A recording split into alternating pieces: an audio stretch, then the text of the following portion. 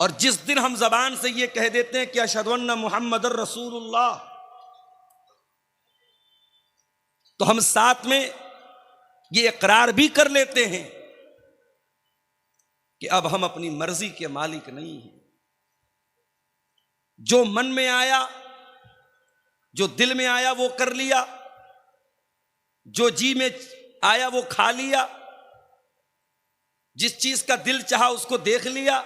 नहीं, जब आपने अशहदु अन्ना मुहम्मदुर रसूलुल्लाह कह दिया तो अब आपने अपने आप को लिमिटेड कर लिया, आपने इकरार कर लिया कि अब आप जनाब मुहम्मदुर रसूलुल्लाह सल्लल्लाहु अलैहि वसल्लम के लाए हुए दीन और लाई हुई शरीयत को फॉलो करने वाले हैं, उसके मानने वाले हैं। अब आप उस शरीयत के खिलाफ नहीं जाएंगे, उसकी मुखालफत नहीं करेंगे। इसलिए कि अल्लाह के आखिरी नबी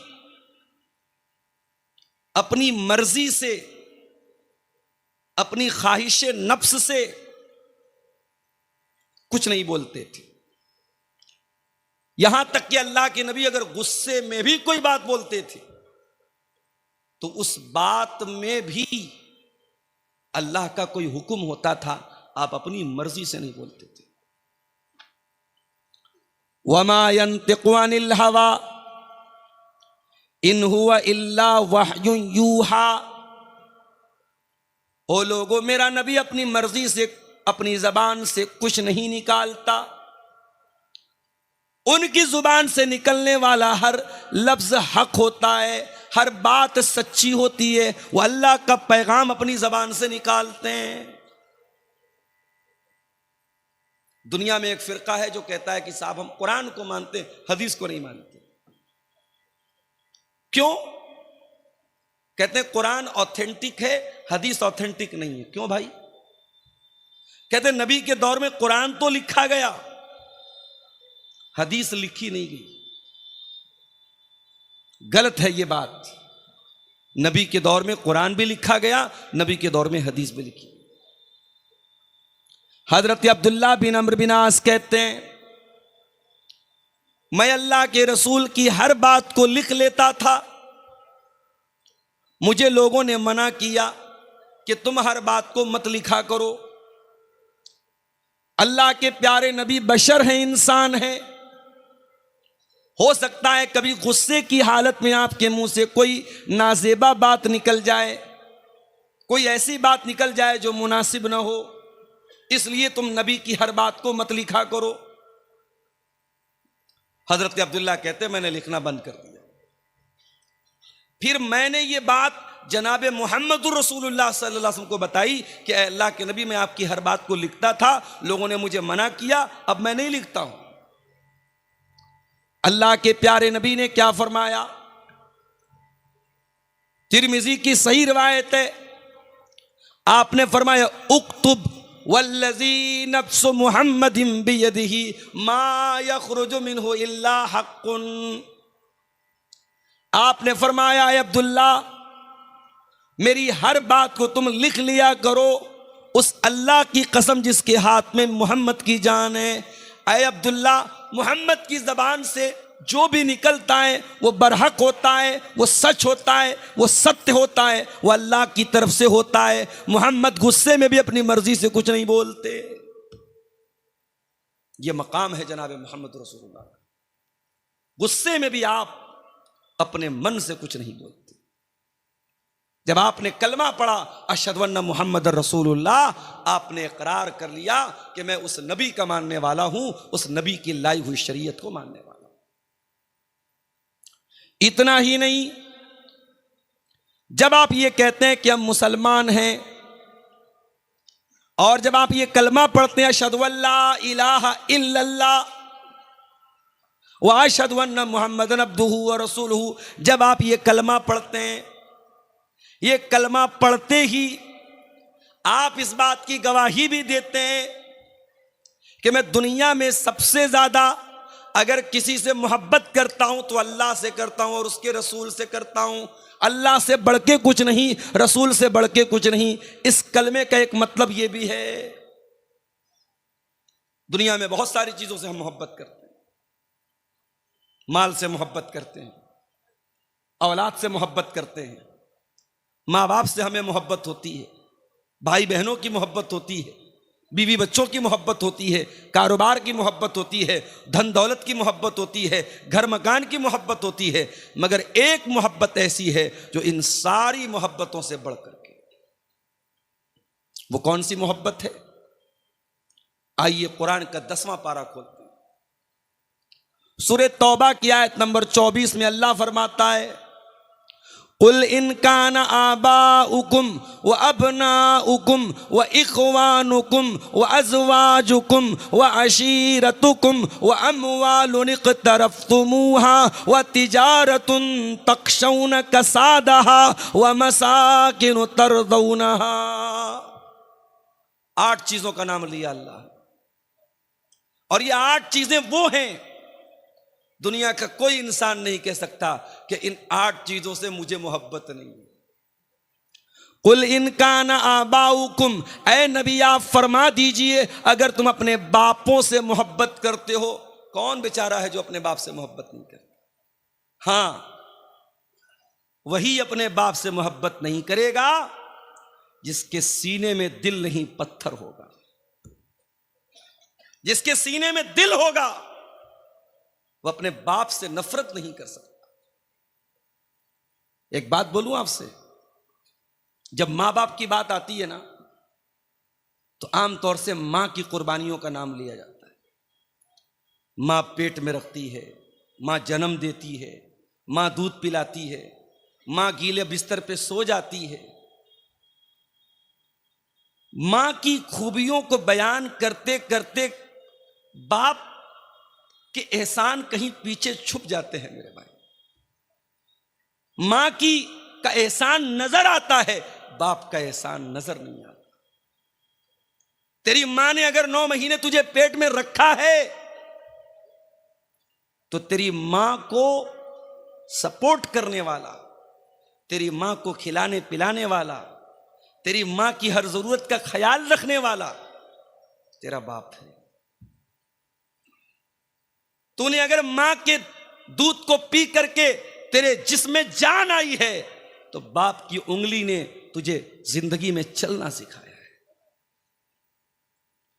मां के आंचल में अगर जमाने की धूप से तुझे नजात मिलती है तो बाप वो दीवार बन के हमेशा खड़ा रहता है, हर मुसीबत में, हर मुश्किल में।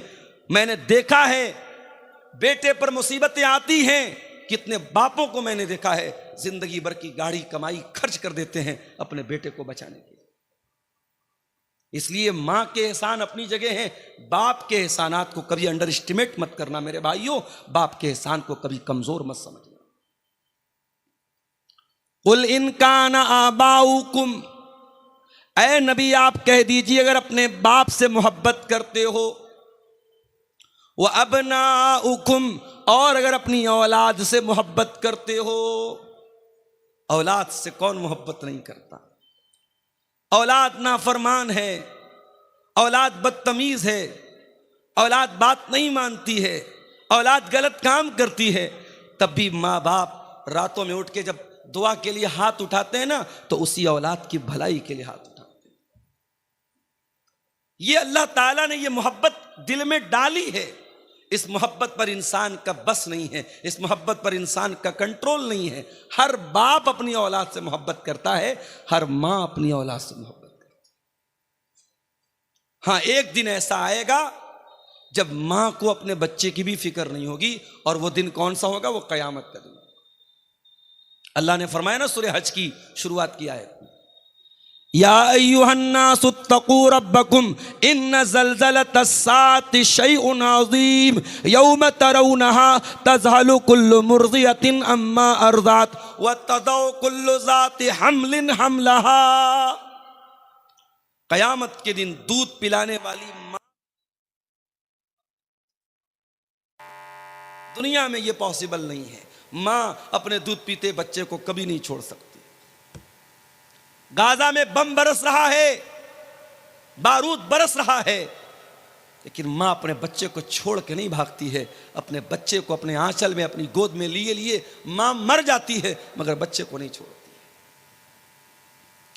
कुल इनकान आबाउकुम, ऐ नबी आप कह दीजिए अगर अपने बाप से मोहब्बत करते हो, वह अबनाउकुम अपने बेटों से मोहब्बत करते हो, वह इखवानुकुम और अपने भाई से मोहब्बत करते हो।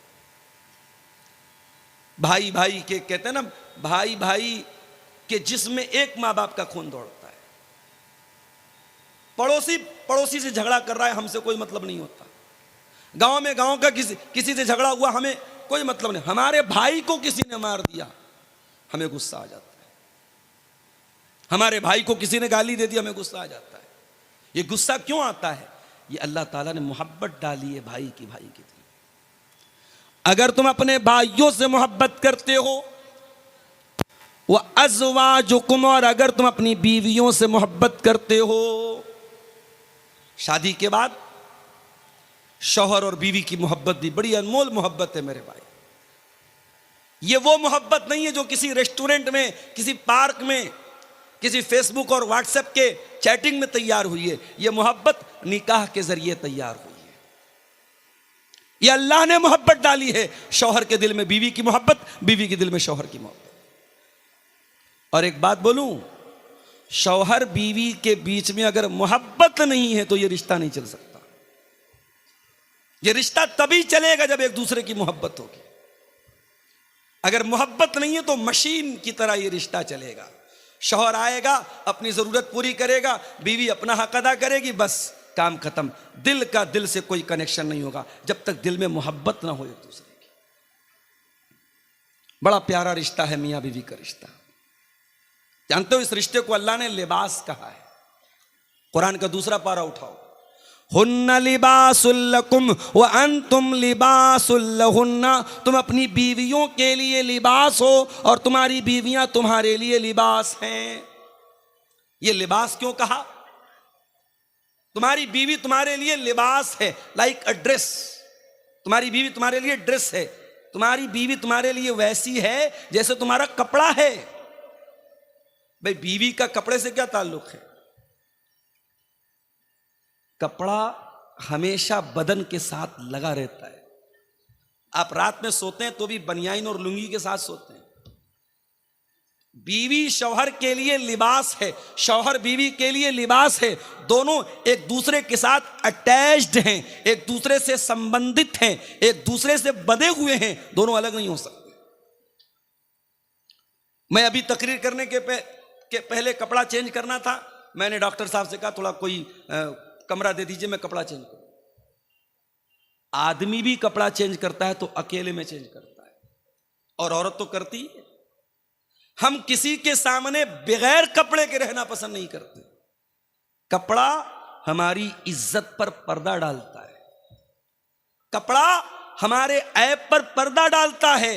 कुरान क्या कह रहा है? हुन्ना लिबासुल लकुम व अंतुम लिबासुल लहुन्ना।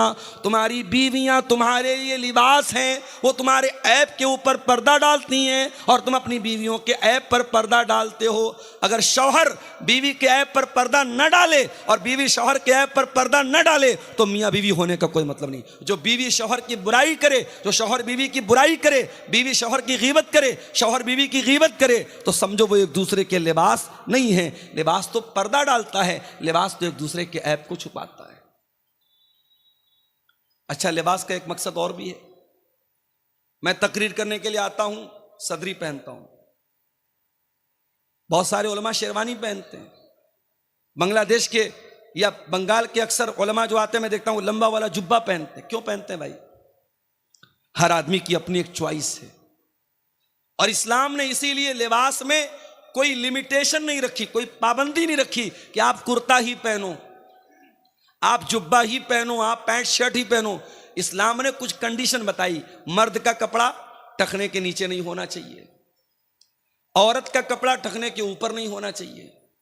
मर्द और औरत दोनों का कपड़ा इतना ट्रांसपेरेंट नहीं होना चाहिए कि बदन नजर आए, इतना टाइट नहीं होना चाहिए कि बदन के जो पार्ट्स ऑफ बॉडी हैं, जो शरीर के अंग हैं, वो नजर आए। तो शरायत बताई हैं, लेकिन इस्लाम ने किसी लिबास की पाबंदी नहीं की है कि यही लिबास आपको पहनना है। हमारे मऊ में, बनारस में लुंगी चलती है। मऊ के कितने उलमा मद्रास गए, हैदराबाद गए, दुनिया के कोने कोने में वही लुंगी पहन के चले गए। उनका लिबास है, उनकी ड्रेस है। तो लिबास हमारी पहचान होती है। अल्लाह फरमा रहा हुन्ना लिबासुल लकुम, तुम्हारी बीवियां तुम्हारा लिबास हैं। जिस तरीके से तुम कपड़ा पहन करके अपने आप को सजाते हो, संवारते हो, तुम कपड़ा पहन करके अपने आप को सुंदर बनाते हो, अपने आप को अट्रैक्टिव बनाते हो, अपने आप को आकर्षक बनाते हो, तुम्हारी बीवियां भी तुम्हारी जिंदगी को आकर्षक बनाती हैं, तुम्हारी जिंदगी को सुंदर बनाती हैं, और तुम उनकी जिंदगी को सुंदर बनाते हो। जिंदगी की खूबसूरती है ये रिश्ता। इसलिए अल्लाह कह रहा है, अगर तुम अपनी बीवी से मोहब्बत करते हो, बाप हो गया, औलाद हो गई, भाई हो गया, बीवी हो गई। उसके बाद फरमाया वाशीरतुकुम, और अगर तुम अपने खानदान से, अपनी बिरादरी से, अपने कबीले से मोहब्बत करते हो। आपके यहां शेरशाबादी बिरादरी है, बहुत अच्छा मुझे लगता है जब मैं ये देखता हूं। एक इत्तेहाद है। अभी किसी नेता के बारे में मैंने सुना कि उन्होंने शेरशाबादी बिरादरी के बारे में कुछ उल्टा सीधा बोला। सारी एसोसिएशन, जो शेरशाबादी एसोसिएशन है, वो खड़ी हो गई कि नहीं साहब, गलत बोला गया। होना चाहिए अपनी कौम के लिए, अपनी बिरादरी के लिए ये यूनिटी होनी चाहिए। झारखंड के इलाकों में जाता हूं, पाकुड़, साहेबगंज, गोड्डा का इलाका एक तरफ से पूरे अंसारियों का इलाका है, अंसारी कौम है वहां पे। बंगाल में आप चले जाएं, वहां बहुत सारे लोग अपने नाम के साथ शेख लिखते हैं, शेख लोगों का इलाका है। तो बिरादरी का होना कोई खराब बात तो नहीं है। खराब बात क्या है? इंसान अपनी बिरादरी पर फख्र करे और दूसरी बिरादरी को हकीर समझे। अल्लाह ने फरमाया वाशीरतुकुम, अगर तुम्हें अपनी बिरादरी के ऊपर, अपने खानदान के ऊपर अगर तुम्हें मोहब्बत, तुम उससे मोहब्बत करते हो तो कोई मसला नहीं, कोई प्रॉब्लम नहीं है, कर सकते हो। खानदान और बिरादरी की मोहब्बत नेचुरल है। उसके बाद फरमाया व अमवालुन इक़्तरफ़्तुमूहा, और वो माल जिसको तुम कमा कमा करके, मेहनत कर करके कमाते हो, लाते हो, अगर तुम अपने माल से मोहब्बत करते हो तब भी कोई प्रॉब्लम नहीं है। यह अलग बात है कि मेहनत से कमाया हुआ वो माल हमारा नौजवान जुए में जाकर के बर्बाद कर देता है, मेटा ओजोन में जाके बर्बाद कर देता है, क्रिप्टो करेंसी में ले जाके बर्बाद कर देता है।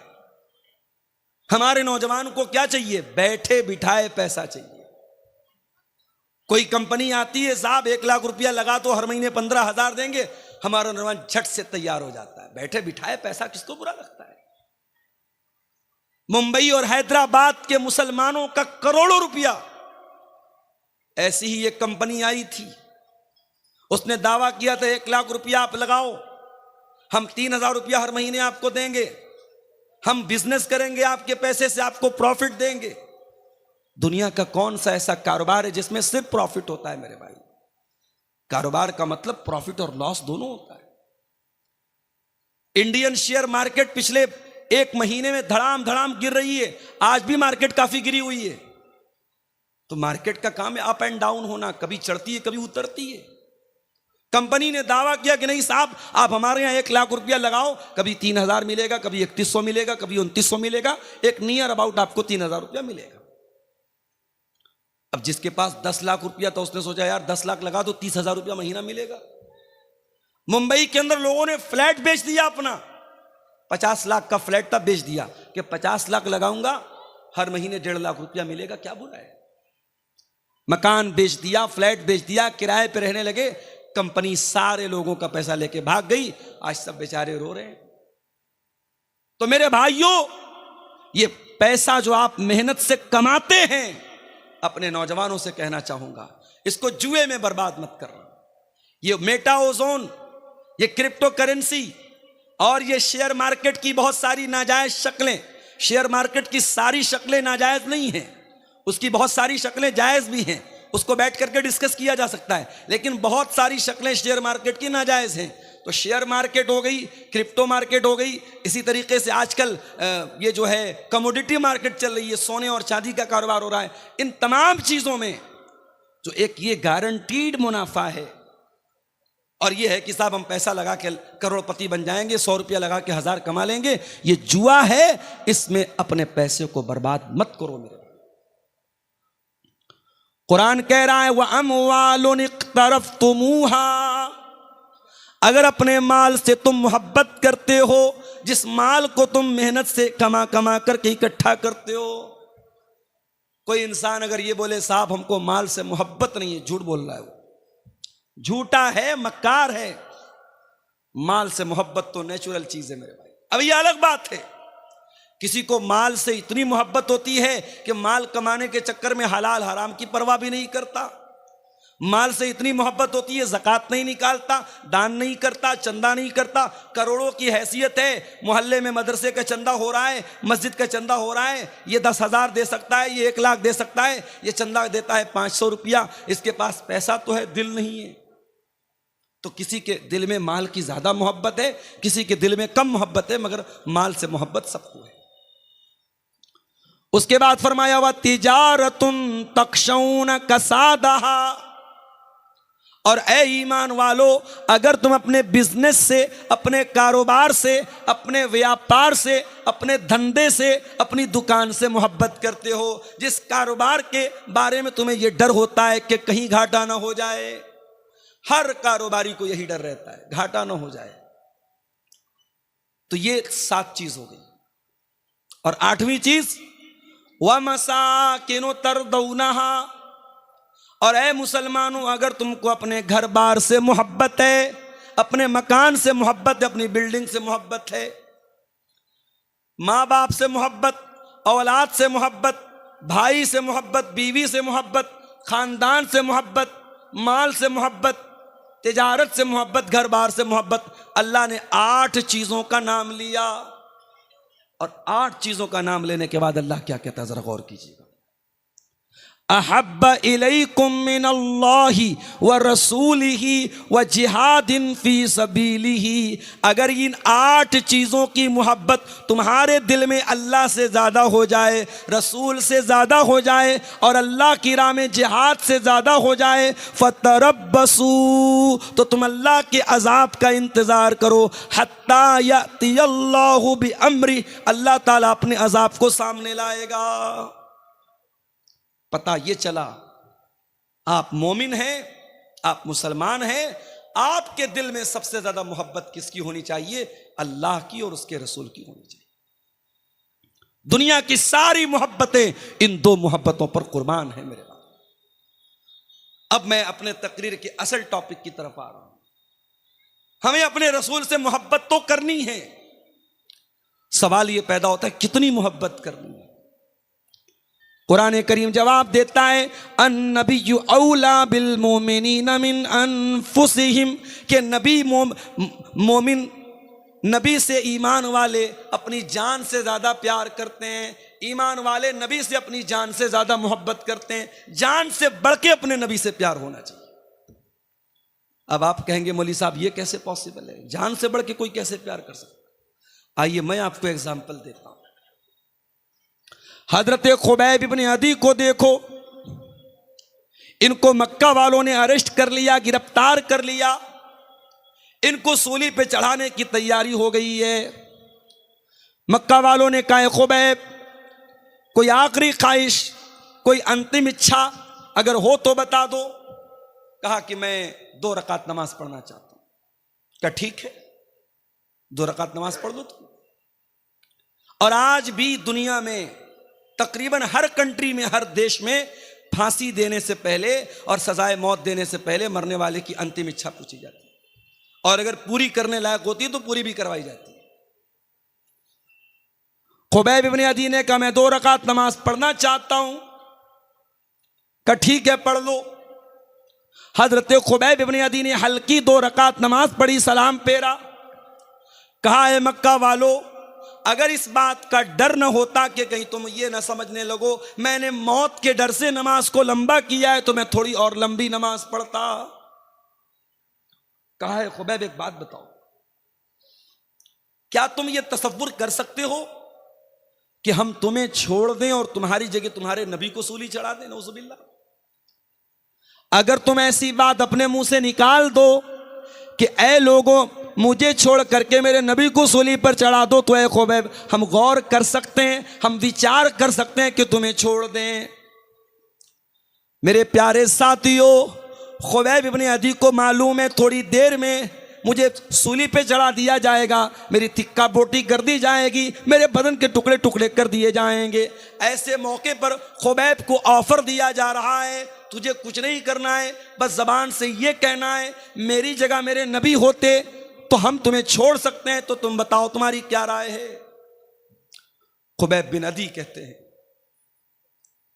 कि ऐ जालिमों, तुम मेरी जगह मेरे नबी को सूली पे चढ़ाने की बात करते हो, मैं तो ये भी गवारा नहीं करूंगा कि मेरी जान बच जाए और मेरे नबी के पांव में कांटा भी चुभोया जाए। तुम मेरी जगह मेरे नबी को सूली पे चढ़ाने की बात कर रहे हो, अरे ये तो बहुत दूर की बात है।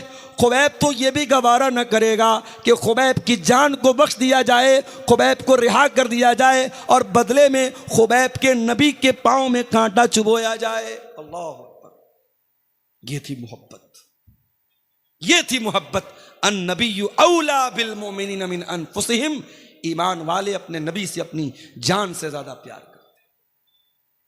हजरत बिलाल को देखो मेरे भाइयों, नौजवान भाइयों, अपनी स्मार्टनेस पर, अपनी खूबसूरती पर, अपने हैंडसम होने पर, अपने गोरे गोरे रंग पर नाज करने वाले भाइयों और बहनों, अल्लाह ने अगर आपको खूबसूरत बनाया है बहुत अल्लाह का शुक्र अदा करो, मगर याद रखो खूबसूरती ये अल्लाह के यहां कोई काम आने वाली चीज नहीं है।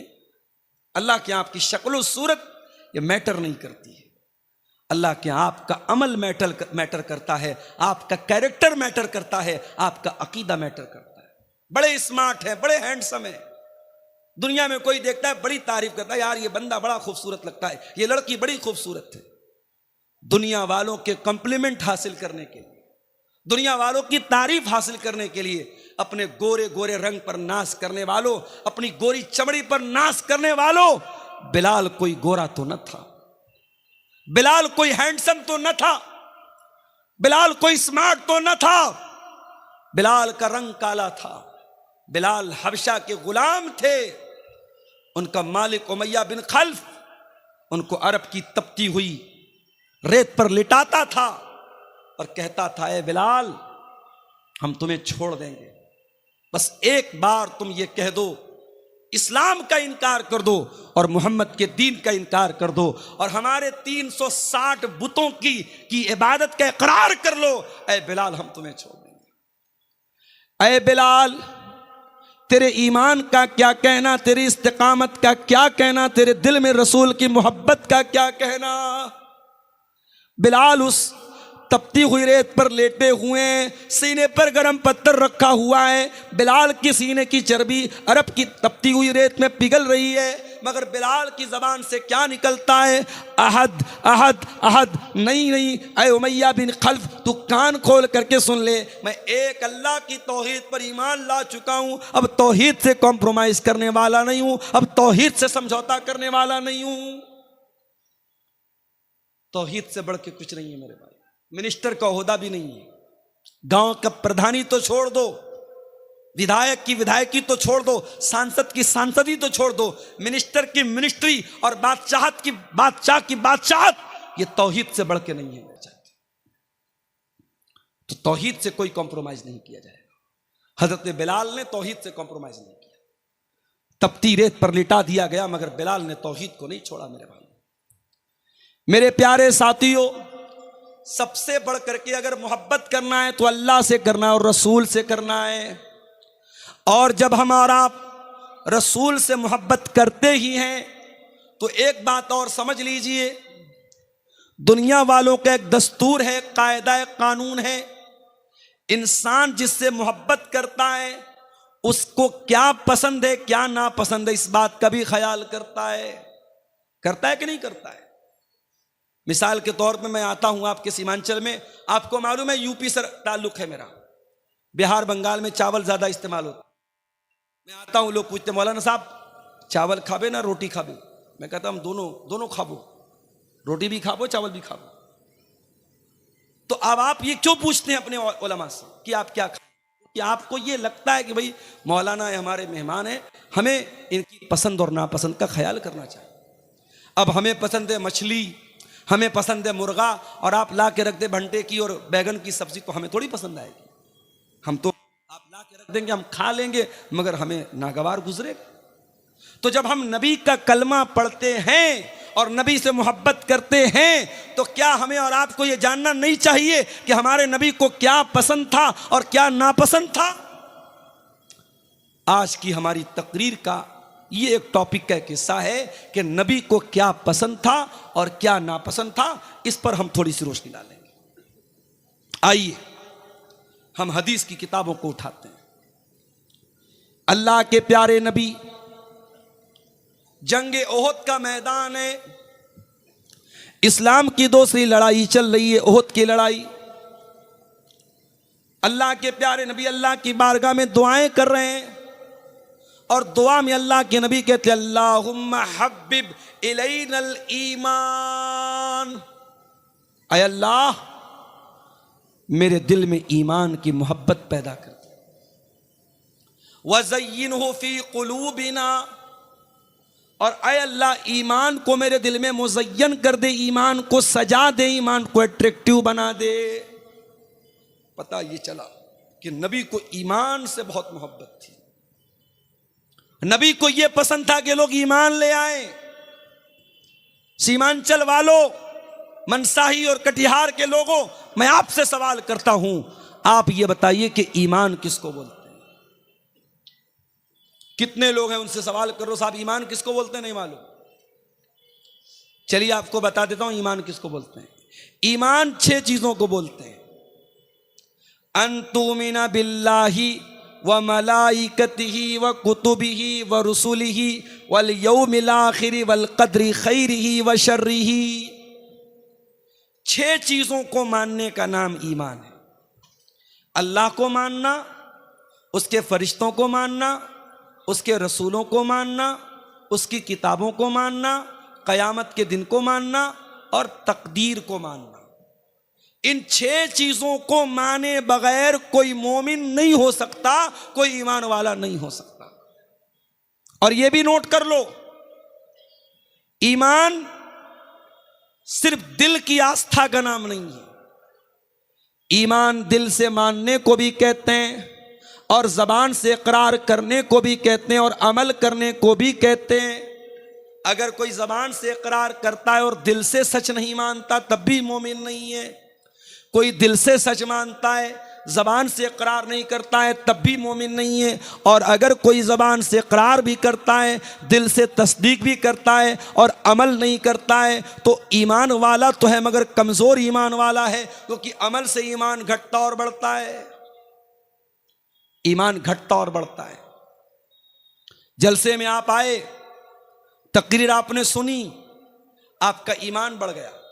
घर गए, मोबाइल में देखने लगे, यूट्यूब पर कोई उल्टी सीधी चीजें आपके सामने नजर से गुजर गई, फेसबुक पर कोई चीज आप देखने लगे, अब दीन और ईमान का लेवल कमजोर होने लगा। ईमान का लेवल फ्लक्चुएट करता है, अप एंड डाउन होता है। इसीलिए अल्लाह कुरान में कहता है, इन्नमल मुमिनून अल्लज़ीना इज़ा ज़ुकिरल्लाहु वजिलत क़ुलूबुहुम। मोमिन तो वो लोग होते हैं जब अल्लाह का नाम उनके सामने लिया जाए, उनका दिल कांप जाता है, उनका दिल लरज़ जाता है, उनका दिल डर जाता है। अल्लाह का नाम लिया जाए तो दिल डर जाए। दिल डरता है क्या हमारा? नहीं डरता। अरे हम लोग तो इतने सख्त दिल हो चुके हैं, अपने हाथों से अपने मुर्दों को कब्रिस्तान में दफनाते हैं, और फिर भी हमारे दिल के ऊपर कोई असर नहीं पड़ता है। मेरे भाइयों, हमारे दिल पत्थरों से भी ज्यादा कठोर हो चुके हैं, पत्थरों से भी ज्यादा सख्त हो चुके हैं। इन्नमल मुमिनून अल्लज़ीना इज़ा ज़ुकिरल्लाह। मोमिन तो वो लोग होते हैं जब अल्लाह का नाम लिया जाए, वजिलत क़ुलूबुहुम, तो उनके दिल कांपने लगते हैं। व इज़ा तुलियत अलैहिम आयातुहु, और जब अल्लाह ताला की आयतें उनके सामने पढ़ी जाएं, ज़ादतहुम ईमाना, उनका ईमान बढ़ जाता है, उनके ईमान का लेवल हाई हो जाता है, उनके ईमान की चार्जिंग बढ़ जाती है। एक बात पूछूं आपसे, अपने नौजवानों से पूछना चाहूंगा, अपने यूट्यूब की हिस्ट्री जरा चेक करके बताओ, लास्ट टाइम आपने कुरान की तिलावत को कब सुना था? अपना मोबाइल चेक करके बताओ, आखिरी बार आपने कुरान की तिलावत कब की थी और कुरान की तिलावत को सुना कब था? मेरे प्यारे नौजवान साथियों, आज हमारे नौजवानों के मोबाइल पर गाने मिल जाएंगे, म्यूजिक मिल जाएगा, बॉलीवुड के सॉन्ग मिल जाएंगे, उल्टी सीधी चीजें मिल जाएंगी। अगर नहीं मिलेगा तो कुरान नहीं मिलेगा। मेरे प्यारे नौजवान भाइयों, जिस नबी से आप मोहब्बत करते हैं, जिस नबी का कलमा पढ़ते हैं, उस नबी ने म्यूजिक की आवाज को कभी अपने कानों में आने न दिया, और वो नबी कुरान को पढ़ा भी करते थे और कुरान को सुना भी करते थे। कुरान को सुना करो मेरे भाई। और मैं तो कभी कभी अफ्रीका के जो कारी होते हैं उनकी तिलावत में सुनता हूं, बहुत प्यारी लगती है। मैंने एक तकरीर में एक नाम लिया था, एक अफ्रीकन कारी हैं, उनका नाम है सूफी अब्दुल रशीद। यूट्यूब पर आप जाकर के टाइप कीजिए सूफी अब्दुल रशीद तिलावत, उनकी तिलावत सामने आ जाएगी। कोई बनावट नहीं, सिंपल आवाज है और पाटदार आवाज, रोबदार आवाज है, और जब तिलावत करते हैं ऐसा लगता है डायरेक्ट दिल को छू रही है। अफ्रीकन कारियों की क़िरात बहुत प्यारी लगती है, दिल को अपील करती है, दिल को असर करती है। आप कुरान को सुनना शुरू कर दीजिए, गाना सुनना भूल जाएंगे आप, म्यूजिक की मोहब्बत दिल से निकल जाएगी, कुरान की मोहब्बत दिल में पैदा हो जाएगी। जिस नबी का आप कलमा पढ़ते हैं वो नबी कुरान सुना करते थे, कुरान पढ़ा करते थे। बुखारी की रिवायत है, अब्दुल्ला बिन मसूद रज़ी अल्लाह ताला अन्हु अल्लाह के प्यारे नबी सल्लल्लाहु अलैहि वसल्लम के पास आते हैं। अल्लाह के नबी कहते हैं, अब्दुल्ला इक़रा अलैयल कुरान, मुझे कुरान पढ़ के सुनाओ।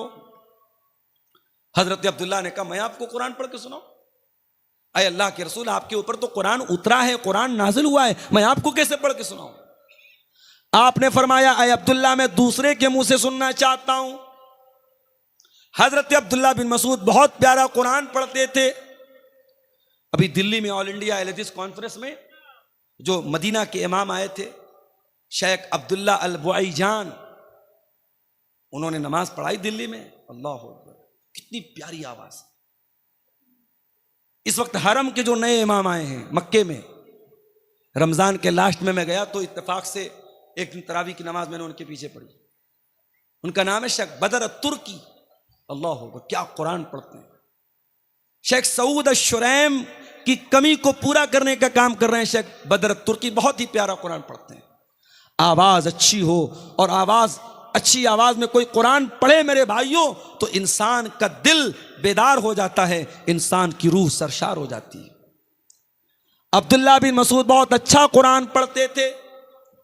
प्यारे नबी ने फरमाया कि अय अब्दुल्ला इक़रा अलैयल कुरान, मुझे कुरान पढ़ के सुनाओ। हजरत अब्दुल्ला सूरह निसा की तिलावत करने लगे। सूरह निसा की तिलावत कर रहे हैं और अल्लाह के नबी गौर से सुन रहे हैं। पढ़ते पढ़ते हजरत अब्दुल्ला सूरह निसा की आयत नंबर 31 के ऊपर पहुंचे। फ़कैफ़ इज़ा जिना मिन कुल्लि उम्मतिन बिशहीद, ऐ नबी उस वक्त आपका क्या हाल होगा जब हर उम्मत में से हम एक गवाह लाएंगे। वजीना बिका अला हाउलाई शहीदा, और हम आपके ऊपर आपको गवाह लाए। जब इस आयत पर पहुंचे अब्दुल्ला बिन मसूद, कहते अल्लाह के नबी ने फरमाया हस्बुक अलान, आए अब्दुल्ला रुक जाओ, बस करो। कहते मैंने नजर उठा के देखा, फ़इज़ा अईनाहु तज़रीफ़ान, अल्लाह के प्यारे नबी की दोनों आंखों से आंसू बह रहे थे। अल्लाह के नबी रो रहे थे। क्यों रो रहे थे? जिम्मेदारी का एहसास था आपके कंधे पर। आपको इस बात का एहसास था कि इतनी बड़ी जिम्मेदारी मेरे कंधे पर डाली जाएगी। माफ करना मेरे भाइयों, आज हमारे अंदर कमी है किसी चीज की, तो जिम्मेदारी के एहसास की कमी है। जलसा कराने वालों से कहना चाहूंगा, बहुत अच्छा काम करते हैं आप। कोई जलसे की कमेटी का सदर है, कोई सेक्रेटरी है, कोई खजांची है। मैं कहीं प्रोग्राम में जाता हूं, लोग बड़े फख्र से कहते हैं शेख साहब मैं जलसे का नाजिम हूं, मैं जलसे का सदर हूं, मैं मदरसे का नाजिम हूं। लोग फख्र करते हैं, लोग नाज करते हैं। मैं कहता हूं मेरे प्यारे भाइयों, अल्लाह ने आपको जिम्मेदार बनाया है। इस जिम्मेदारी पर फख्र मत किया करो, इस जिम्मेदारी को निभाने की कोशिश किया करो। आपके इसी कटिहार के इलाके में जलसा हो रहा है और जलसे का बहुत बड़ा गेट लगाया जा रहा है, और एक तरफ मौलाना जर्जीस साहब की और एक तरफ मेरी बड़ी बड़ी फोटो उस गेट पर लगा करके पूरी दुनिया में उसको पब्लिश किया जा रहा है। क्यों? लोग तो हमसे सवाल करते हैं। मेरे पास फेसबुक पर, व्हाट्सएप पर सैकड़ों लोगों ने सवाल किया कि आप क्यों नहीं मना करते। आज गेट लग रहा है, कल स्टैचू बनना शुरू हो जाएगा। बुराइयां इसी तरीके से मेरे भाइयों, बुराइयां जब शुरू होती हैं ना, बहुत छोटी शक्ल में होती हैं, फिर वो धीरे धीरे अंडे देती हैं, बच्चे देती हैं। पहले आपके कटिहार में जलसे नहीं होते थे, फिर धीरे धीरे जलसों के पोस्टर में, इश्तिहार में फोटो डालने का सिस्टम आया। मुझसे लोग फोटो मांगते हैं, जलसा कमेटी के लोग, मैं कहता हूं नहीं, मैं फोटो नहीं दूंगा। मगर आज के जमाने में फोटो हासिल करना कौन सा मुश्किल काम है। आप गूगल पे अब्दुल गफ्फार सलफी लिखे, बहुत फोटो आ जाएंगे आपके सामने। फोटो ले लिया लोगों ने, लेके पोस्टर पे डाल दिया।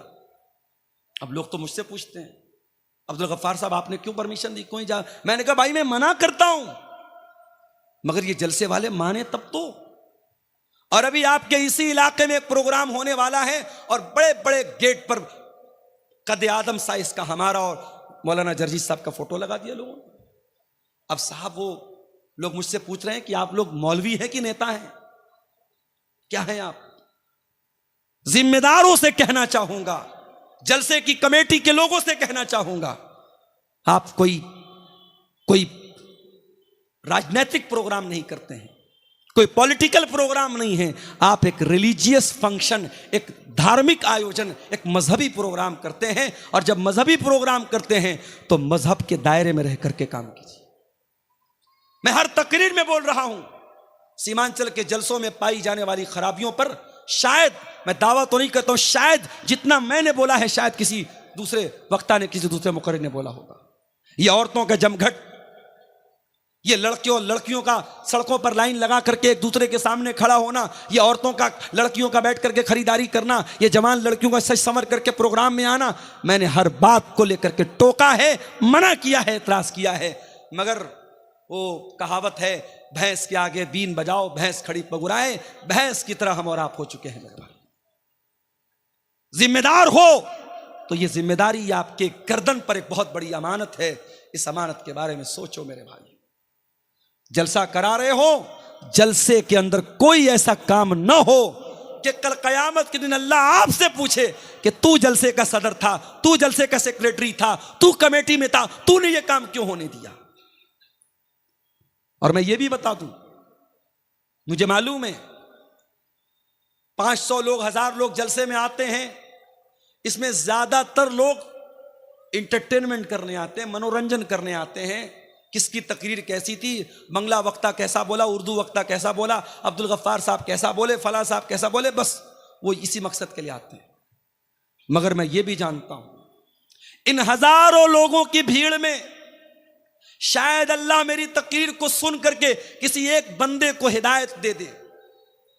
वल्लाह मैं नहीं जानता कि इस मैदान में मैं जो भी मेहनत कर रहा हूं, ये मेहनत अल्लाह के कबूल होगी कि नहीं। कल रात में उत्तर प्रदेश में सिद्धार्थनगर में प्रोग्राम था, नेपाल बॉर्डर के करीब, बनारस से 300 किलोमीटर दूर। वहां मैं दोपहर में क्लास करता हूं, बाई कार वहां रात में 10 बजे पहुंचता हूं, रात में 1 बजे वहां से तकरीर करने के बाद उसी कार से बनारस वापस आता हूं, सुबह 7:30 बजे घर पहुंचता हूं, फिर बैग लेता हूं, मदरसे जाता हूं, मदरसे बच्चों को पढ़ाता हूं, फिर मदरसे से डायरेक्ट आपके बिहार के लिए निकल जाता हूं। मुझे पूरी रात बिस्तर नसीब नहीं हुआ मेरे पास। मैं ये नहीं कहता कि मैं बहुत कुर्बानी दे रहा हूं, लेकिन जो मेहनत हो रही है हमें नहीं मालूम कि अल्लाह इसको कबूल करेगा। हम तो दुआ कर सकते हैं, उम्मीद कर सकते हैं मेरे भाई। मगर वल्लाह बता रहा हूं, जब कटिहार में, पूर्णिया में, अररिया में, किशनगंज में कहीं पर भी कोई नौजवान मिलता है और कहता है शेख साहब आपकी तकरीर सुनते सुनते मैं पहले नमाज नहीं पढ़ता था, अब नमाज पढ़ने लगा, पहले जुआ खेलता था, अब जुआ खेलना बंद कर दिया। पहले गलत लाइन में था, अब उस लाइन मैंने छोड़ दिया। ऐसा लगता है आय अल्लाह, ये रातों का जागना, ये आराम कुर्बान करना, ये लंबे लंबे सफर करना, ये अपनी जान को खतरे पे डालकर कोहरे के मौसम में इतने लंबे लंबे बाई रोड सफर करना, आय अल्लाह, शायद ये सफर, ये मेहनत अगर किसी एक बेनमाजी के नमाजी बनने से और किसी एक गलत इंसान के सही राह पे आ जाने से अगर ये मेहनत तेरी बारगाह में कबूल हो जाए तो शायद इसी के बहाने हमारा बेड़ा पार हो जाए। मेरे प्यारे भाइयों, जिम्मेदारी बहुत बड़ी चीज है। अल्लाह के प्यारे नबी के सामने कुरान पढ़ा गया, आप रोने लगे, क्यों? क्योंकि कयामत के दिन आपके सामने वो जो जिम्मेदारी होगी, उस जिम्मेदारी को याद करके अल्लाह के प्यारे नबी रोने लगे और आपकी आंखों से आंसू बहने लगे। नबी से मोहब्बत करते हो तो नबी की पसंद का ख्याल करो। नबी को कुरान पढ़ना बहुत पसंद था, नबी को कुरान सुनना बहुत पसंद था। और आगे बढ़िए, अल्लाह के प्यारे नबी फरमाते हैं, हुब्बिब इलय्या मिन दुनियाकुम सलास, मुझे दुनिया में 3 चीजें बहुत पसंद हैं। अन्निसा, औरतें बहुत पसंद हैं। अब आप कहेंगे मौलाना साहब इसका क्या मतलब हुआ? अल्लाह के नबी ये क्यों कह रहे हैं मुझे औरतें बहुत पसंद हैं? इसका तो गलत मतलब भी कोई निकालने वाला निकाल सकता है? नहीं, नबी ने कहा कि दुनिया में औरतें पसंद हैं, इसका मतलब पहले समझ लीजिए कि अल्लाह के नबी क्या कहना चाहते हैं। पहले आप इतिहास उठाइए और उस जमाने की जुग्राफियाई हालात आप देखिए कि उस वक्त अरब की धरती पर औरत के साथ क्या सलूक होता था। लड़की पैदा होती थी, बाप अपने हाथों से ले जाकर के जमीन में गाड़ देता था। बाप मर जाता था, सौतेली मां से उसका बेटा शादी कर लेता था। शौहर मरता था, 1 साल तक औरत एक कोठरी में बंद कर दी जाती थी और 1 साल तक इद्दत मनाती थी और सोग मनाती थी अपने शौहर का। जानवरों की तरह, घोड़े और गधों और बैल की तरह औरत बिकती थी मार्केट में। मेरे प्यारे साथियों, उस सोसाइटी के अंदर अगर महिलाओं को उनका स्थान किसी ने दिया है, महिलाओं को का अगर उनका सही मकाम दुनिया को किसी ने बताया है, तो वो जनाबे मोहम्मद रसूलुल्लाह सल्लल्लाहु अलैहि वसल्लम में आपने औरत का मकाम बयान किया। आपने कहा औरत अगर बेटी है तो उसका ये मकाम है, औरत अगर माँ है तो उसका ये मकाम है, औरत अगर बहन है तो उसका ये मकाम है। नबी ने औरत की हर हैसियत को दुनिया के सामने बयान किया। इसलिए अल्लाह के नबी कह रहे हैं मुझे दुनिया में औरतों की मोहब्बत मेरे दिल में डाली गई है। औरत पर अत्याचार हो, औरत पर जुल्म हो, औरत को मारा जाए, औरत को पीटा जाए, ये मेरे नबी को पसंद नहीं है। दुनिया में बहुत सारे बड़े बड़े लोग आए। गांधी जी का नाम हमारे देश में बहुत बड़ा नाम है, गांधी जी को कहा जाता है साहब महात्मा गांधी। बहुत बड़े बड़े नाम आए। बड़े बड़े लोगों की एक पहचान ये होती है कि साहब वो ब्रह्मचारी होते हैं, औरत से दूर होते हैं, उनकी जिंदगी में बीवी बच्चे नहीं होते हैं। हमारे नबी ने हमको ये नहीं सिखाया। हमारे नबी ने शादी भी की, हमारे नबी के बच्चे भी पैदा हुए। तो अल्लाह के नबी कह रहे मुझे दुनिया में औरत बहुत पसंद है। अन्निसा वत्तीब, और दूसरी चीज जो मुझे बहुत ज्यादा पसंद है, खुशबू बहुत पसंद है। अल्लाह के नबी को खुशबू बहुत पसंद थी और इसीलिए कोई खुशबू अगर तोहफे में दे तो ले लेना चाहिए। खुशबू का तोहफा लौटाना नहीं चाहिए, खुशबू का तोहफा रिजेक्ट नहीं करना चाहिए। कोई तोहफे में खुशबू दे तो ले लेना चाहिए। उसके बाद तीसरी चीज क्या है? जो इलत कुर्रतु ऐनी फिस्सलाह, नमाज मेरी आंखों की ठंडक है। नमाज मेरी आंखों की ठंडक है। अब जरा सीने पर हाथ रखो, दिल पर हाथ रखो और बताओ, कल फजर, जुहर, असर, मगरिब, इशा 4 टाइम की नमाज में से आपने कितने टाइम की नमाज पढ़ी है? आप दिल पर हाथ रख के बताओ। अगर आपको यह लगता है कि नहीं मौलवी साहब मैं बहुत बड़ा कारोबारी हूं, मैं बहुत बड़ा बिजनेसमैन हूं, बहुत बड़ा व्यापारी हूं, मुझे नमाज पढ़ने का टाइम नहीं मिल रहा था, तो माफ करना मेरे भाई, आपके कारोबार से बढ़ करके नमाज है, नमाज से बढ़ करके आपका कारोबार नहीं है। अल्लाह ताला कुरान करीम में कहता है, मेरे मुत्तकी बंदे वो हैं, मेरे परहेजगार बंदे वो हैं, रिजालुल्ला तुलहीहिम तिजारतुन वला बैउन अन जिक्रिल्लाह। मेरे मुत्तकी बंदे वो हैं, उनका कारोबार, उनका लेन देन उनको नमाज से गाफिल नहीं करता है। वो नमाज अपने टाइम पर पढ़ते हैं, कारोबार के बावजूद, लेन देन के बावजूद वो नमाज के मामले में कभी कोई लापरवाही नहीं करते हैं। यखाफून यौमन ततक़ल्लबु फ़ीहिल क़ुलूब वल अबसार। उनके दिल में अल्लाह का डर होता है, उनके दिल में क़यामत के दिन का डर होता है। क़यामत के दिन पहला सवाल यह नहीं होगा कि आप कितना पैसा कमाते थे, आपके बच्चे कितने थे, आपकी बीवी कैसी थी, आपका परिवार कैसा था। दुनिया का पहला सवाल क़यामत के दिन क्या होगा? इन्ना अव्वल मा युहासबु बिहिल अब्दु यौमल क़ियामति सलातु। बंदे से पहला सवाल नमाज के बारे में। नमाज के बगैर जन्नती जन्नत में नहीं जाएगा, और बेनमाजी इसी बेनमाजी होने की वजह से जहन्नम में जाएगा।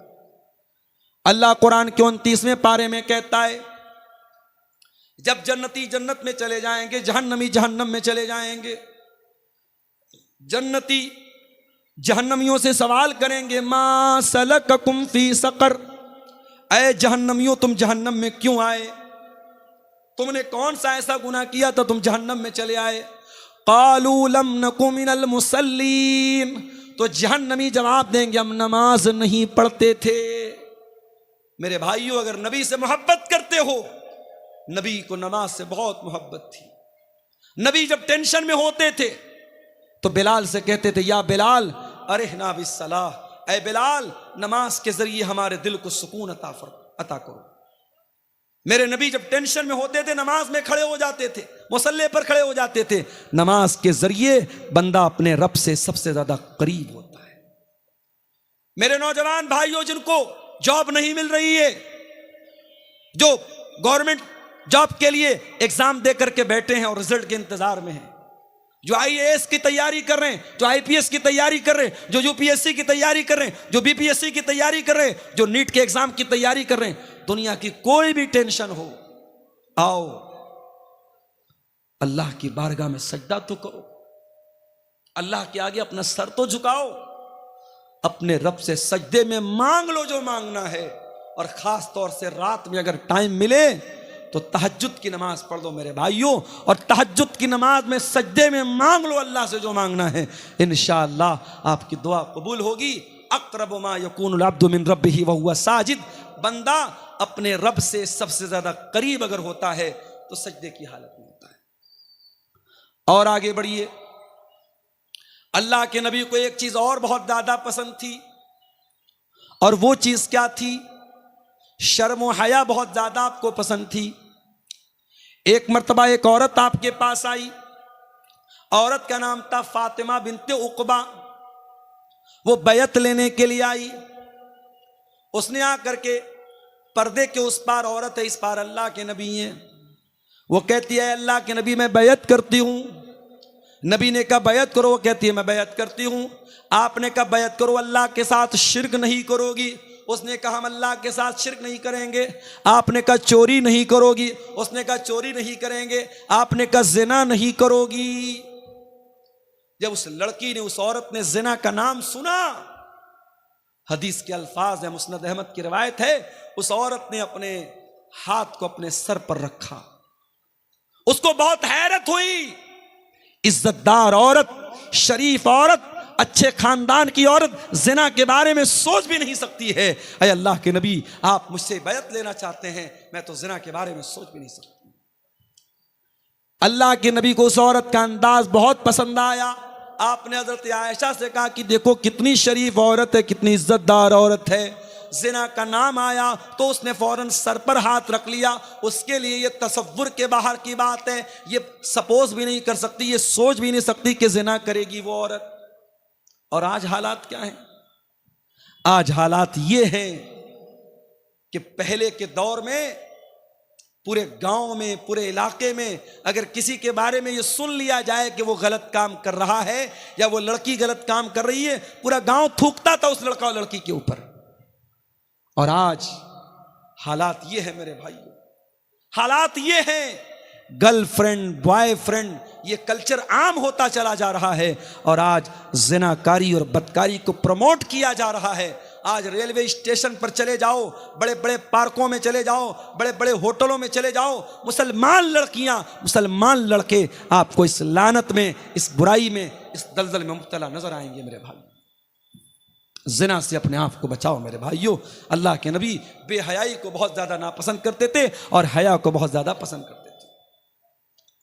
और आगे बढ़िए, अल्लाह के नबी को एक चीज और बहुत ज्यादा पसंद थी, और वो चीज ये थी कि अल्लाह के प्यारे नबी कभी किसी को ना नहीं करते थे, सखावत बहुत करते थे। अल्लाह के नबी बहुत सखी थे। आप बहुत पैसे वाले तो नहीं थे, बहुत दौलत वाले तो नहीं थे, मगर जितना अल्लाह ने नवाजा था आप अल्लाह की राह में खर्च कर देते थे। अपने इंतकाल से एक दिन पहले अल्लाह के नबी ने अपने सारे हथियार मुसलमानों को दे दिए, जो भी तीर थे तलवार थे सब मुसलमानों को हिबा कर दिए, दे दिए। आपके घर में 7 दीनार रखे हुए थे, आपने उन 7 दीनारों को सदका खैरात कर दिया। अपने लिए कोई जमीन ना इकट्ठा की, अपने लिए कोई जायदाद ना बनाई, कोई प्रॉपर्टी ना बनाई। एक मर्तबा एक सहाबी ने आपके कीमती चादर लाके दे दी। उस वक्त अल्लाह के नबी को उस चादर की जरूरत भी थी और आपको वो चादर बहुत पसंद भी थी। आपने उस चादर को अपने बदन पे ओढ़ लिया। एक दूसरे सहाबी आए, कहने लगे अल्लाह के नबी अगर आप बुरा ना माने तो ये चादर मुझको दे दें। सहाबे किराम को बहुत बुरा लगा कि अल्लाह के नबी को उस चादर की ज़रूरत भी है और अल्लाह के नबी को वो चादर पसंद भी है, और सहाबी जानते हैं कि अल्लाह के नबी किसी को ना नहीं करते, फिर भी वो चादर मांग रहे हैं। उन्होंने कहा अल्लाह के नबी अगर आप मुझे अपनी ये चादर दे दें तो बड़ा अच्छा होगा। नबी ने अपने बदन की वो चादर उतारी और सहाबी को दे दी। जैसे ही नबी ने सहाबी को चादर दे दी, सहाबी ने चादर को चूम लिया। कहा अल्लाह के नबी मैं ये चादर ओढ़ने के लिए नहीं मांग रहा था, मैं ये चादर पहनने के लिए नहीं मांग रहा था, चूंकि ये चादर आपने ओढ़ी है, आपकी बॉडी से ये चादर टच हुई है, आपके बदन पर ये चादर ओढ़ी गई है। मैं चाहता हूं कि जब मैं इंतकाल कर जाऊं, जब मैं दुनिया से चला जाऊं, मेरे कफन में इस चादर को इस्तेमाल किया जाए, मेरे कफन में इस चादर को यूज किया जाए। मगर मसला याद रखिएगा, नबी के बदन को अल्लाह ताला ने बरकत वाला बनाया था और नबी के बदन से तबर्रुक हासिल सहाबे किराम करते थे। अब किसी ऐरे गहरे नत्थु खैरे आज के दौर के किसी आलिम, किसी इमाम, किसी पीर, किसी बुजुर्ग को यह अधिकार नहीं है कि उसके बदन को लोग बरकत वाला समझें और उसके बदन का उतरा हुआ कपड़ा उसको लोग बरकत वाला समझ के पहने। इसकी इजाज़त नहीं है। यह चीज़ नबी के साथ खास थी, सहाबा के साथ खास थी। सहाबा नबी के बदन को बरकत वाला समझते थे और नबी ने उनको मना भी नहीं किया। बाद में किसी के इंसान के लिए इसकी परमिशन नहीं दी। तो नबी को कंजूस लोग पसंद नहीं थे। एक साहबी अल्लाह के नबी के पास आए, बहुत मैला कुचैला कपड़ा पहने हुए थे, बड़ा फटा पुराना कपड़ा पहने हुए थे। आपने पूछा अलका मिन माल, क्या तेरे पास मालो दौलत है, पैसा है, रुपया है? कहा अल्लाह के नबी बहुत पैसा है, इतने ऊंट है, इतने गाय, इतने बैल, इतने बकरियां हैं। आपने फरमाया जब इतने पैसे वाला तू है तो ये फटा पुराना कपड़ा क्यों पहन के आया है? ऐ मेरे सहाबी, जब अल्लाह ताला तुमको कोई नेमत देता है तो अल्लाह ताला ये चाहता है कि वो नेमत तुम्हारे बदन पे नजर आए। कुछ लोगों को मैंने देखा सरकारी नौकरी कर रहे हैं, मदरसे में, स्कूल में, 50,000 60,000 रुपया महीना तनख्वाह है, मगर उनकी नीयत में इतनी कंजूसी है 10 रुपये की चाय पिलाना भी उनके लिए बहुत मुश्किल है। और वो चाहे तो कार खरीद सकते हैं, मगर वो अपने घर से मदरसा या स्कूल साइकिल चला के जाते हैं। यानी एक इंसान 5,000 रुपया महीना कमा रहा है, उसके मुकाबले में ये 50-60,000 रुपया महीना कमा रहा है। इसका लाइफ स्टाइल और अच्छा होना चाहिए, मगर ये और कंजूस होता चला जाता है। याद रखो मेरे भाई, अगर अल्लाह ताला आपको नेमत देता है, अगर अल्लाह ने आपको दौलत वाला बनाया है, तो तो आपकी वेशभूषा से, आपके कपड़े से, आपकी ड्रेस से ये पता लगना चाहिए कि हाँ अल्लाह ने आपको नवाजा है। ये इस्लाम में कोई अच्छी चीज़ नहीं है कि आप पैसे वाले हैं और फटा पुराना मैला कुचैला कपड़ा पहने। इस बात की इस्लाम के अंदर अल्लाह के नबी ने इसको पसंद नहीं किया है। नबी ने पसंद क्या किया है, जब अल्लाह ताला ने आपको कोई नेमत दी है तो वह नेमत आपके ऊपर नजर आनी चाहिए।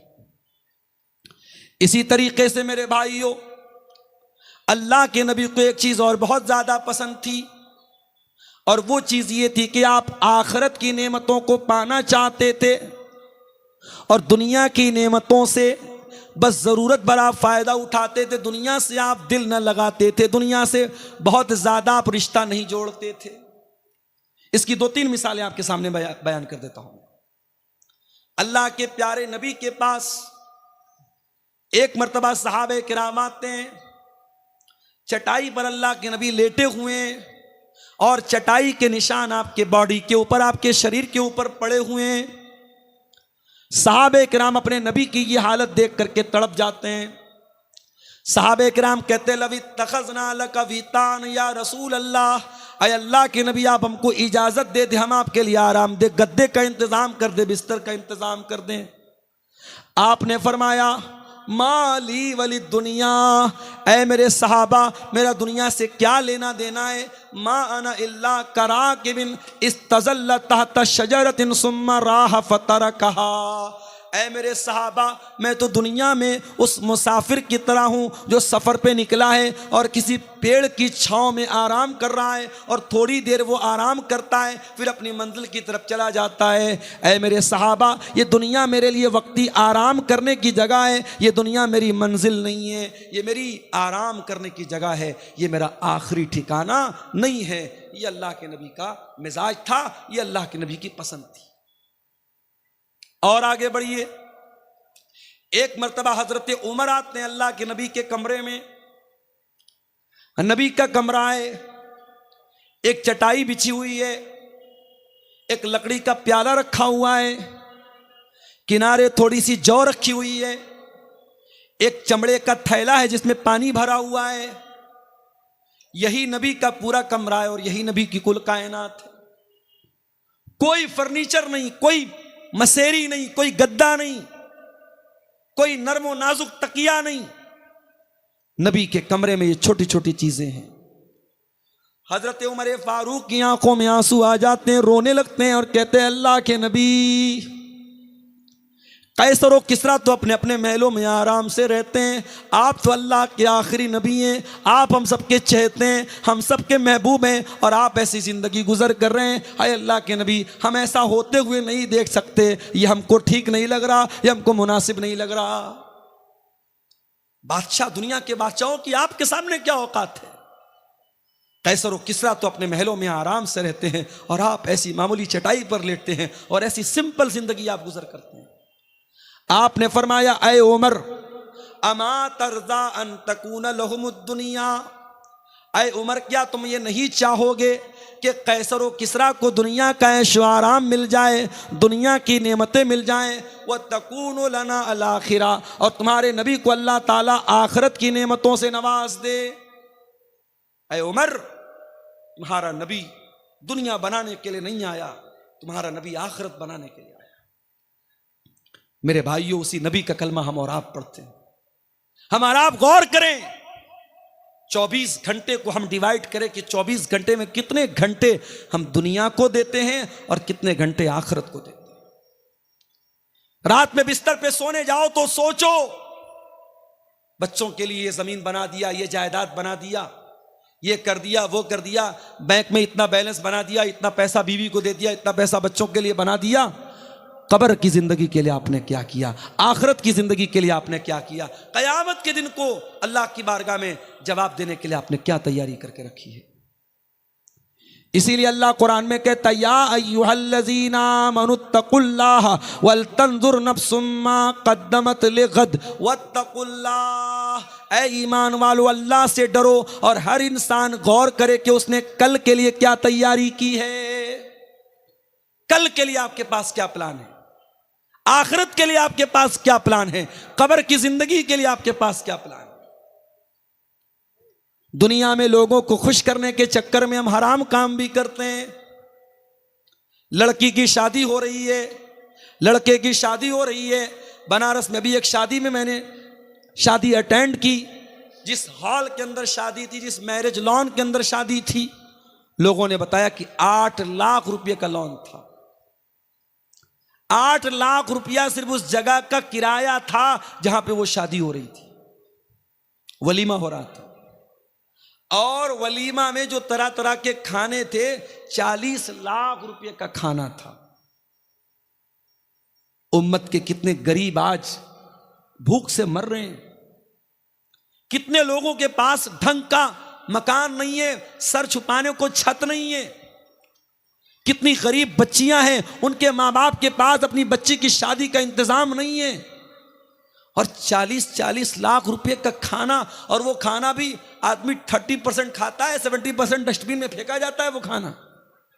मेरे प्यारे साथियों, याद रखो, सुम्मा लतुसअलुन्ना यौमइज़िन अनिन नईम।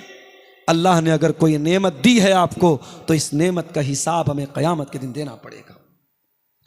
हम और आप ये तसव्वुर करें और सोचें कि अल्लाह ने ठीक है हमको दौलत से नवाजा है, पैसा है हमारे पास, मगर एक दिन की शान और शौकत के लिए पानी की तरह पैसा बहाना, और जहां दौलत की ज़रूरत है, जहां सरमाए की ज़रूरत है, जहां पैसे की ज़रूरत है, वहां अपने दिल को छोटा कर लेना, मेरे भाइयों, ये अच्छी बात नहीं है। नबी ने हमें ये सबक दिया कि दुनिया से नहीं, आखिरत से दिल लगाओ और आखिरत की तैयारी करो। अब आइए तकरीर के दूसरे पॉइंट की तरफ। अल्लाह के नबी को क्या नापसंद था, जल्दी जल्दी 2-4 चीजें देख लेते हैं। अल्लाह के नबी फरमाते हैं, इन्ना अबग़ज़कुम इलैया व अबअदकुम मिन्नी मजलिसन यौमल क़ियामति अस्वउकुम अख़लाक़ा। गौर से सुनिएगा, अल्लाह के नबी फरमा रहे हैं कि सबसे ज्यादा मैं किसी से नफरत करता हूं, और सबसे ज्यादा क़यामत के दिन अगर कोई मुझसे दूर रहेगा तो वो इंसान रहेगा जिसके अखलाक बुरे हों। अपने अहले हदीस भाइयों को यह पैगाम देना चाहूंगा, अकीदे में 1 नंबर हो, मनहज में 1 नंबर हो, सुन्नतों पर अमल के मामले में 1 नंबर हो, अखलाक में भी 1 नंबर बन जाओ मेरे भाई। आज हम अखलाक में बहुत पीछे हैं। जब कोई हमसे मिलता है, हमारा अकीदा बाद में देखता है, हमारा मनहज बाद में देखता है, हमारी नमाज का तरीका बाद में देखता है, हमारी विचारधारा को बाद में देखता है, हमारे नजरियात को बाद में देखता है। पहले वो हमारे अखलाक को देखता है, हमारे कैरेक्टर को देखता है, हमारी बोलचाल को देखता है, हमारे तौर तरीकों को देखता है। इसलिए पहले अपने कैरेक्टर और अखलाक को अच्छा बनाओ। अल्लाह के नबी कह रहे हैं, जिसका अखलाक बुरा होगा, क़यामत के दिन वो सबसे ज्यादा मुझसे दूर रहेगा। नमाजी बन गए आप, माशाअल्लाह, चेहरे पर शरई दाढ़ी आ गई, माथे पर सज्दे का निशान आ गया, मगर जबान पर गाली है, बदतमीजी है, धोखाधड़ी है। बड़ी दाढ़ी होने के बावजूद और माथे पर सज्दे का निशान होने के बावजूद अगर आपका अखलाक गड़बड़ है, तो क़यामत के दिन मेरे प्यारे साथियों, हमें और आपको पछताना पड़ जाएगा। अल्लाह के नबी फरमाते हैं, मा मिन शैइन फिल मीज़ान अस्क़ल मिन हुस्निल खुलुक़। अल्लाह के मीज़ान अमल पर, अल्लाह के तराजू पर अगर सबसे भारी और सबसे वजनदार अगर कोई चीज़ होगी तो वह इंसान के बेहतरीन अखलाक होंगे। अपने अखलाक को बेहतर बना लो, इंशाअल्लाह क़यामत के दिन आपकी नेकियों का पलड़ा भारी हो जाएगा और अल्लाह के मीज़ान अमल पर आप कामयाब हो जाओगे। नबी को एक और चीज़ बहुत ज़्यादा नापसंद थी, और वो चीज थी यकरहु तफहुश। अल्लाह के नबी बेहयाई की बातों को नापसंद करते थे। बेहयाई की बातें, गंदी बातें, अश्लील बातें, नबी अपनी जबान से कभी गाली नहीं निकालते थे मेरे भाई। कभी गाली के जवाब में भी आपने गाली नहीं दी। कभी कोई प्राइवेट टाइप की बात आई, कभी मियां बीवी के बीच के रिश्ते की बात आई, तो नबी ने वहां पर भी बहुत ही हल्के अल्फाज इस्तेमाल किए। अपनी ज़बान को आपने आलूदा नहीं होने दिया। उस नबी की हम उम्मती हैं, हम और आप भी अपने आप को अश्लीलता से बचाएं, अपने आप को बेहयाई से बचाएं। आज हमारे नौजवानों का बहुत बड़ा मसला यही है मेरे भाइयों। चाहे वो नौजवान लड़के हो चाहे वो लड़कियां हो। आज हालात ये हैं, 8-8, 9-9 साल के लड़के और लड़कियों को ये सोशल मीडिया, ये व्हाट्सएप, ये इंस्टाग्राम, ये फेसबुक, ये यूट्यूब हमारे नौजवानों को बेहया बना रहा है। और हमारी जो नई नस्ल तैयार हो रही है, ये नई नस्ल बेहया बन रही है। ये वक्त के पहले बालिग हो रही है, ये टाइम के पहले एडल्ट हो रही है, और ये हर एतबार से शर्म हया से दूर हो रही है। मेरे प्यारे साथियों, अल्लाह के नबी ने फरमाया, अल हयाउ वल ईमान कुरिना जमिया, हया और ईमान दोनों का रिश्ता चोली दामन का रिश्ता है, दोनों एक दूसरे के साथ जुड़े हुए हैं। जब हया निकलती है तो ईमान निकल जाता है, जब ईमान निकलता है तो हया निकल जाती है। इसलिए मेरे प्यारे साथियों, हम हया वाले बने, हम शर्म वाले बने। एक आखिरी बात बयान करके बात ख़त्म करता हूँ। अल्लाह के प्यारे नबी को एक चीज़ और बहुत ज़्यादा पसंद थी, और वो ये चीज़ ये थी कि आपके ऊपर कसरत से दरूद पढ़ा जाए, अल्लाह के नबी के ऊपर दरूद पढ़ा जाए। फरिश्ता आता है और कहता है, क्या अल्लाह के नबी, क्या आप इस बात को पसंद करेंगे कि कोई आपके ऊपर दरूद पढ़े और अल्लाह ताला दरूद पढ़ने वाले के ऊपर 10 रहमतें नाजिल करे? अल्लाह के नबी ने कहा कि हाँ, मैं ये बात पसंद करता हूँ। नबी को ये बात पसंद है कि नबी का उम्मती नबी पर दरूद पढ़े। मेरे प्यारे साथियों, हम और आप अपने नबी पर कसरत से दरूद पढ़े। हमारे एक वो भाई हैं जो बिदअती हैं, जो बिदअत के काम करते हैं, उनके यहाँ गड़बड़ी ये आई कि उन्होंने दरूद के उल्टे सीधे तरीके निकाले, दरूद के उल्टे सीधे अल्फाज निकाले, अपने मनमाने तरीके उन्होंने दरूद के निकाले। और हमारे यहाँ गड़बड़ी ये आई कि हमें जो दरूद जितना पढ़ना चाहिए उतना दरूद हम नहीं पढ़ते। कम से कम हमारे प्यारे नबी सल्लल्लाहु अलैहि वसल्लम का नाम आए तो कम से कम सल्लल्लाहु अलैहि वसल्लम ज़रूर पढ़िए। और जब जुमा का दिन आए तो कसरत से मेरे प्यारे साथियों आप अल्लाह के नबी के ऊपर दरूद पढ़िए। नबी को अपने ऊपर दरूद पढ़ने वाला बहुत पसंद था।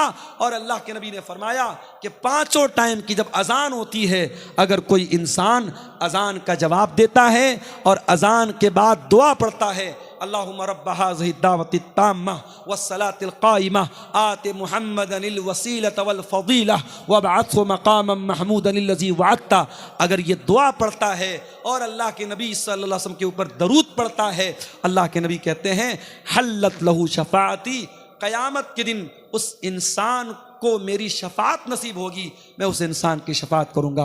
मेरे प्यारे साथियों, नबी की पसंद और नापसंद के इस मौजू पर ये चंद बातें मैंने आपके सामने रखी हैं। और जाते जाते मैं यही आपसे गुजारिश करूंगा कि आप नबी से मोहब्बत करते हैं तो नबी की पसंद और नापसंद का ख्याल करें। और नबी को ये मदरसे भी बहुत पसंद थे, ये दीनी तालीम भी बहुत पसंद थी। आप इस प्रोग्राम में आए हैं, इस इदारे को, इस मदरसे